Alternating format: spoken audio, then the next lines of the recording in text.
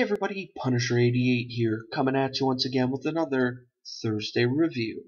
And today I'm reviewing Drax #1. So, to those of you who watch my reviews, you guys know that I like to start with the cover first, so let's check it out. Now, right off the bat, yes, I love this cover. Why? Well, for starters, I love everything that's going on here. I mean, we really see who Drax really is. He's a badass warrior who is not afraid to take on all comers.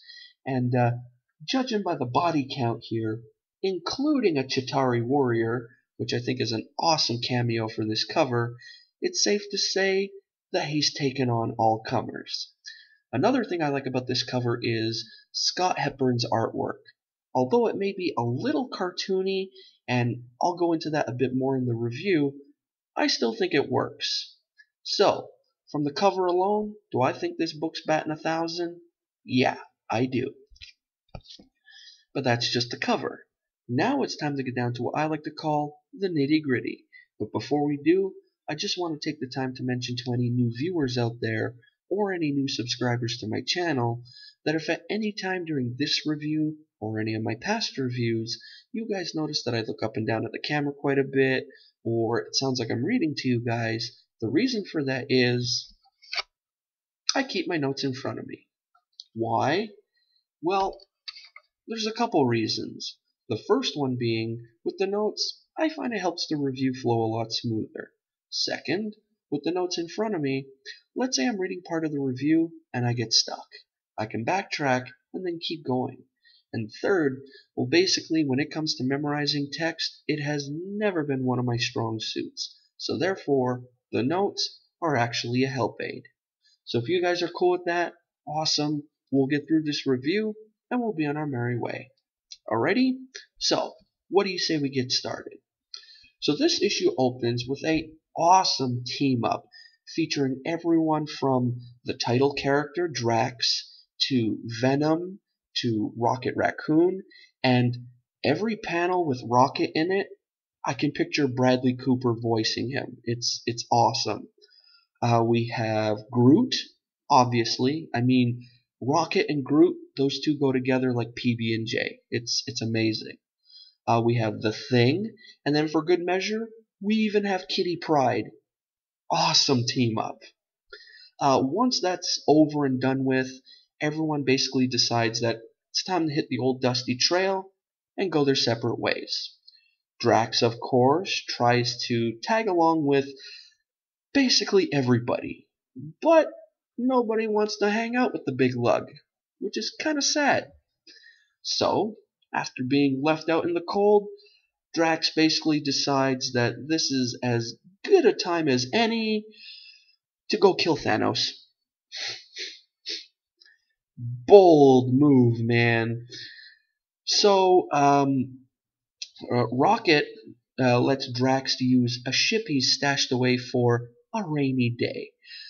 Basically, it's a rundown hunk of junk named Space Sucker to aid Drax on his mission, and then we're off to the races.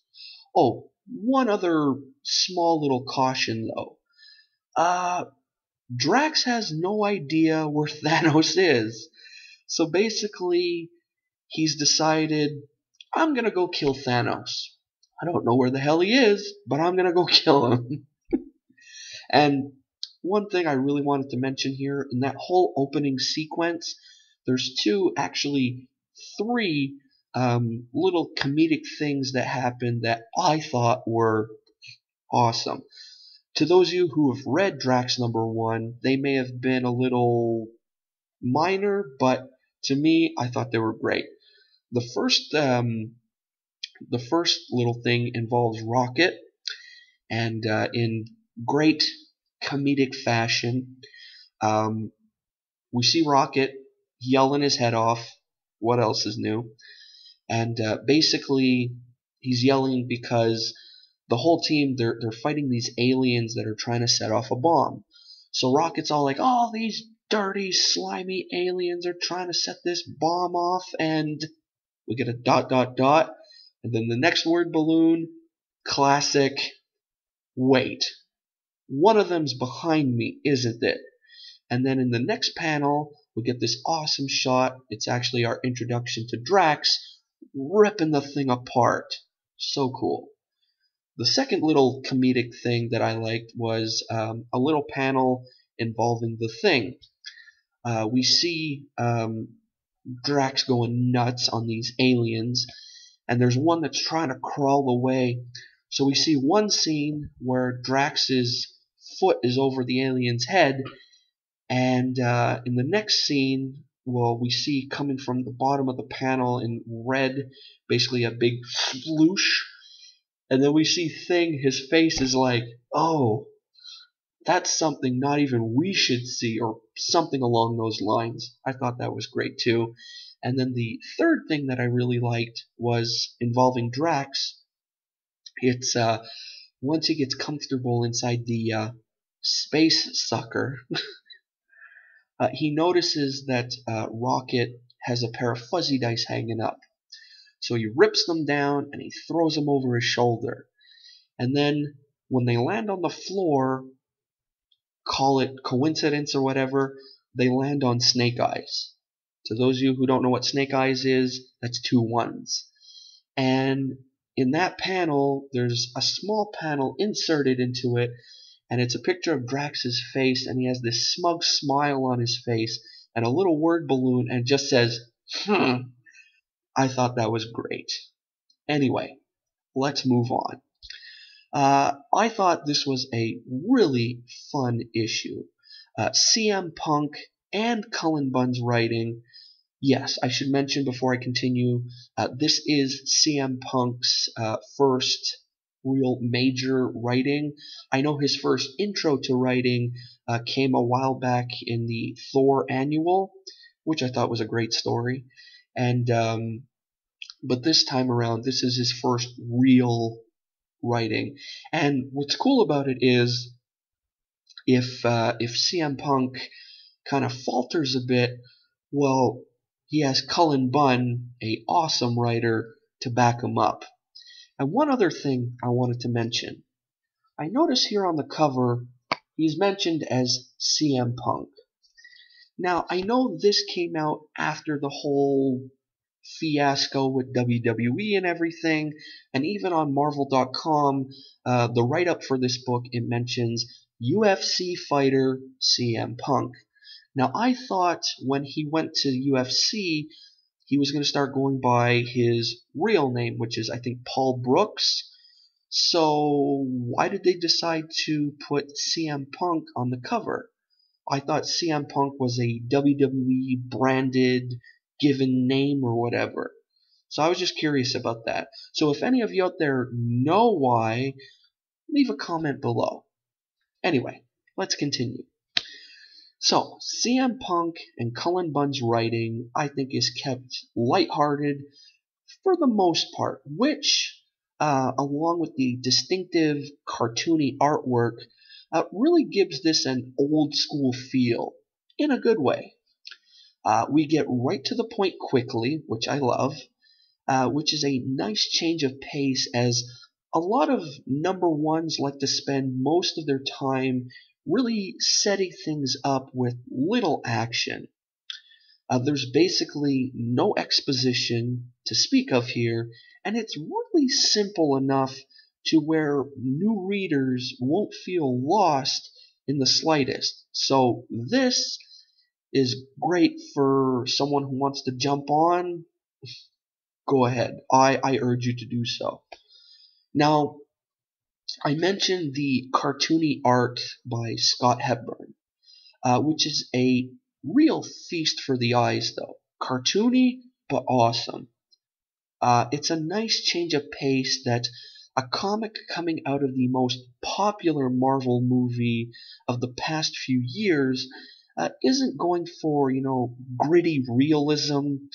But then again, Guardians of the Galaxy was a lighthearted affair for the most part. So the artwork and tone of this book really feels right at home. And to those of you who read Drax #1, I'm sure you could agree with me. moving on. The layouts are interesting. Backgrounds and full page splashes are beautiful. And everyone is drawn specifically, like, with their own added touch, pretty much. I thought that was great. The background shots really take you to the setting, whether Drax is fighting bad guys on a rundown ship or crash landed on an abandoned planet. Add in a nice cliffhanger that immediately gives us a sense of direction for the overall arc, and you have a great introductory issue. So yeah, it's good. Fans of the Guardians of the Galaxy movie, such as myself, and the comics, which I've never really read much of, so I wouldn't know much on that front, the Marvel Universe, or just fun stories in general, I think should pick this up and get on board. I think we should be in for a solid ride with this new series, and I really can't wait for issue number 2. Especially, as I said, with that cliffhanger at the end of this book, I really can't wait to see this battle go down. Now, I do have some pros and cons. Pros outweigh the cons. So my first pro is, as I said, it's a fun read that gets to the point quickly. I love that. I don't like a story that really drags or takes forever to, get to the point. Here it's bang. Love it. My second pro is Scott Hepburn's artwork, although cartoony, is distinctive and really adds to the whole atmosphere of the issue amazingly. My third pro, lots of awesome cameos. I love that, especially if it's done right. And then my fourth pro is, as I said, it's dead simple for new readers to just jump on board. Now, my one con I have is this issue might be a little too lighthearted for some. So while a fun read, I could see the argument that there isn't a lot here to chew on, but that's about it. So anyway, that brings me to the end of this Thursday review. I hope you enjoyed it. If you did, give her a thumbs up. If not, give her a thumbs down. If you're into comic reviews like this one, take a look around my channel. I got plenty of them. I do a new comic review every Thursday and Saturday, if I'm able to. Thursday is a current comic. Saturday is one of either a back issue book, a hot topic book, or something that just really catches my eye. If you're into unboxings, well, since I am a member of the Marvel Collector Corps, I do a new unboxing every 2 months, and there should be one coming up soon because for December, the theme is Guardians of the Galaxy, funny enough. So really can't wait for that. If you're into backstories on lame comic book characters, well, every Wednesday, again, if I'm able to, I choose a character at random and I give you guys the dirt on them. Basically, who created the character, when they made their first appearance, yada yada yada. Also, if you're into comic hauls and whatnot, I got plenty of those too. Also, with the recent emergence of Jessica Jones on Netflix, I've started basically a season 2 of my Thoughts and Stuff series. So there's that to look forward to also. And speaking of Thoughts and Stuff, I know yesterday at the end of my video I mentioned that later on during the day, episode 2 should have been up, and I'm sure you guys noticed that it's still not up. Well, the reason for that is, and I've done it again, during the final process of fixing everything up, I deleted it by accident. So following this video, or while you guys are watching this, I am probably in the process of making episode 2 for Thoughts and Stuff on Jessica Jones. So if everything goes good, that will be up later today as well. So 2 videos for one day. I think that's a pretty good deal. Anyway, so before I keep rambling, I also wanted to say, while looking around my channel, make sure to comment on any video you like, because I love reading viewer comments. And also, like or dislike any video you watch. Yes, I did say dislike, because let's face it, no one's perfect, right? And then when all is said and done, before leaving, make sure to click that subscribe button. Alrighty, so that's it for me. So the next time you'll be seeing me, hopefully, is later today for episode 2 of Thoughts and Stuff. And if not, well then probably you'll be seeing me on Friday, because I am going to try and do my contest entry to the Amazing Murphinator 1028's 125 subscriber contest. Yes, I am still going through the process of trying to find 10 of my favorite covers in my collection. Boy, that's tough. And then following that, you'll be seeing me on Saturday for the weekend comic review. Alrighty, so till then, this is Punisher 88 signing off. See ya!